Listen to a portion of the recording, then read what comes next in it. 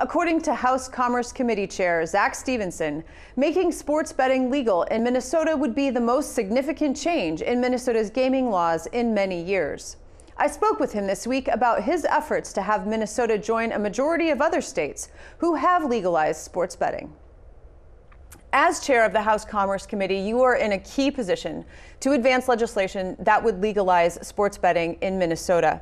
You recently told reporters that last session you didn't have the time for this, that the budget and COVID were just too important, but that this year Minnesotans want this and that change is coming.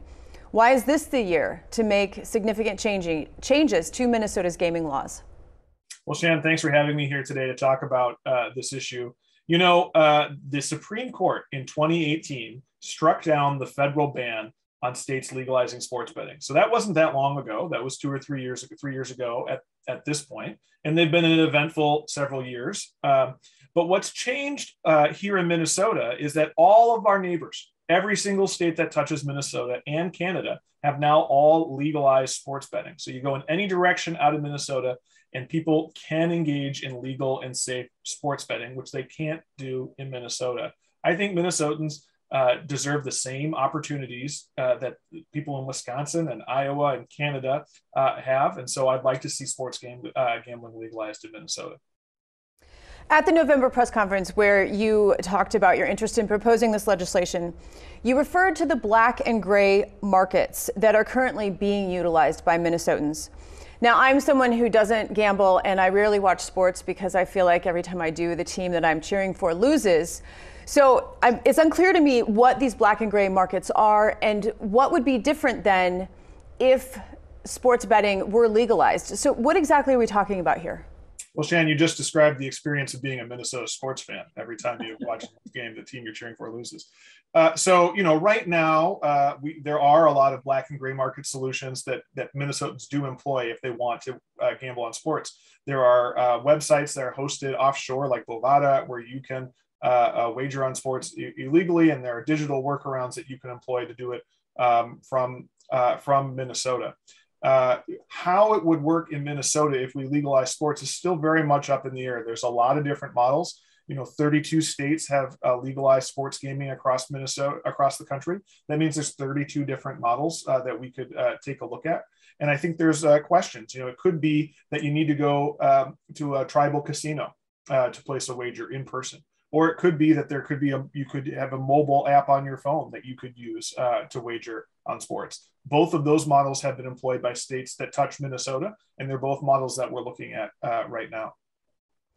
You said that legalizing sports betting should not be considered a way to raise revenue, and that if you did employ it as a revenue-raising way of increasing the state's coffers, then it would just become prohibitively expensive and the black and the gray market would continue to operate.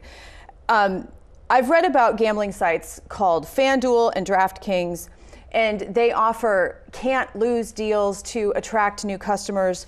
The New York Times recently published a piece about the free-for-all that's occurring nationwide. You mentioned the 32 states that have currently some form of legalized sports betting. So we're talking about now national movement, we've got marketing, we've got media companies, we've got tech entrepreneurs. Will the state of Minnesota be in competition then with national, gambling sites? No, we won't be in competition. I think it's up in the air now. We might allow companies like that to operate in Minnesota, perhaps in partnership with our tribal governments. In Iowa, for example, there are 19 companies like FanDuel and DraftKings that operate and compete for consumers down there, and that's where you see a lot of those deals that you're talking about.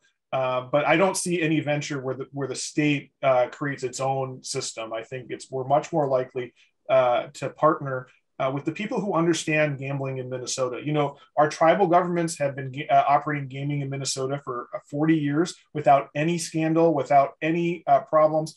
When you go into a casino in Minnesota, a tribal casino, you can have confidence that your wager is fair, that the deck isn't stacked against you, that no one's cheating you. And we want the same experience for people when they're engaged in sports betting, that they can have confidence. I mean, really one of the big reasons to do this is to provide consumer protection that people don't have when they're wagering in these offshore accounts or these these shady websites and digital workarounds. If they get cheated, there's no one for them to turn to. And that's a big problem for Minnesotans that we'd like to solve. So one of the aspects that you're really interested in here is the consumer protection piece. That's right. I think that, I'm a prosecutor when the legislature is not in session. So I do kind of think about consumer protection and making sure that we have a safe and fair marketplace is a big part of my responsibility as we open up this new market for Minnesotans. And then in terms of the revenue piece, the state would take a percentage of any of these transactions that are going on, regardless of how it's done. Is that how it would work? Again, I hate to be so elusive here, but it's going to depend on how we structure it. If we do have a mobile marketplace where people are able to wager across the state, then there probably would be a tax component. As you said a minute ago, I'd like to keep that as small as possible because I really want to encourage people to move from those shady websites and digital workarounds into the legitimate market.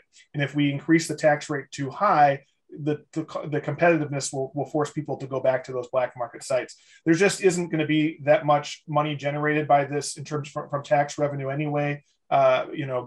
Sports gaming is a high volume, low margin business. So you wouldn't see a lot of tax revenue coming, even if we set the rates very high. Important to note that the state does have a $7.7 billion surplus. So I'm not sure that we're really on the hunt for a lot of new revenue right now. But we do want to make sure that the consumer protection aspect that I mentioned, the regulatory aspect, is funded by the activity itself. I think that's important. And then the other thing is that we know that some people have a problem with gaming.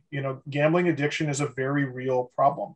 And we know that increasing access to gaming probably will increase problem gambling. So I would like to see a portion of the revenue generated by sports gaming go to problem gaming programming. We do a similar thing with the lottery, for example. And you mentioned the tribes a minute ago. You've said that it's important to you. I know it's important to your caucus to make sure that you engage with them because they, as you say, are operating, gambling operations, and this would add to that. How are those conversations going? Well, Minnesota has 11 tribal governments, and they are all across the state, all the way from Grand Portage over to the Red River Valley down to the Minnesota River Valley. And I think it's really important for me to speak in person to all of them. And I have been working very hard to do that. I'm up to 7 so far. I've got 2 more calendared. I'm hoping to get to all 11 before the start of session. We're having really thoughtful, productive conversations. I think things are moving in a positive direction. I'm really hopeful that before we get to session that we'll have a consensus approach to this issue, but it's still a work in progress at this point. When you announced this back in November, you said it's 90 days until session, and I want to have a bill ready when session comes around. So here we are, just a few weeks shy of the legislative session. Can you give me any kind of preview of what you think is going to be in this bill? It's still my goal to have a bill ready at the start of session or very close to it that legalizes sports betting. I'm more optimistic than ever that we'll get this done this year. But I do think it's really important for me to continue those conversations with the tribal governments and the other stakeholders. I don't want to, we talked about the tribal government, but there's a lot of stakeholders. And that's the reason why we made the announcement 90 days out, because we wanted to make sure that everybody who wanted to have their voice heard on this issue had an opportunity to participate. So I've been talking to the tribes, but also to our sports teams, also to the racetracks, also have a meeting scheduled at the university, also with private companies that work in this space. You mentioned FanDuel and DraftKings, but there's other companies that do like data legitimacy work. And so there's a lot of discussions to be had. We've had a really productive couple months as I try to balance, my part-time legislative responsibilities with my full-time job as a prosecutor for Hennepin County. But we're making good progress, and I'm still optimistic that we'll have a bill early in session. Representative Zack Stephenson, thank you so much. Thank you.